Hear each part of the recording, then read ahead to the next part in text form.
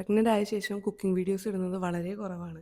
അപ്പോൾ എന്തായാലും ഞാൻ ഇന്നൊരു നല്ലൊരു ബ്രേക്ക്ഫാസ്റ്റ് ഉണ്ടാക്കുന്നുണ്ട്. അപ്പോൾ നിങ്ങളായിട്ട് അത് ഷെയർ ചെയ്യുമെന്ന് വിചാരിച്ചു. ഇപ്പോഴും അപ്പം അരച്ചുണ്ടാക്കാൻ അറിയാൻ പാടാത്ത ആൾക്കാർ നമ്മുടെ ഇടയിലുണ്ട്. അപ്പോൾ അവർക്ക് വേണ്ടിയാണ് ഈ വീഡിയോ. അപ്പം ഗ്രീൻ പീസ് കറി ഉണ്ടാക്കാനാണ് ഞാൻ പ്ലാൻ ചെയ്യുന്നത്.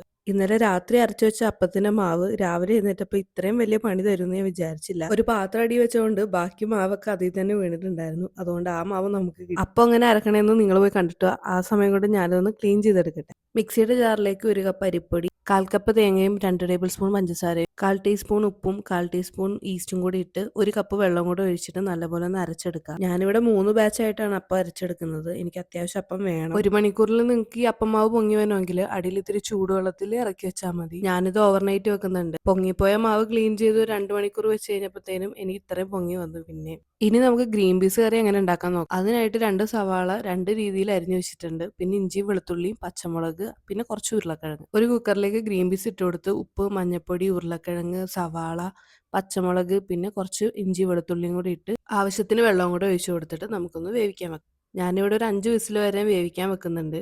എനിക്ക് അത്യാവശ്യം നന്നായിട്ട് വെന്ത് ഉടഞ്ഞ് കിട്ടണം.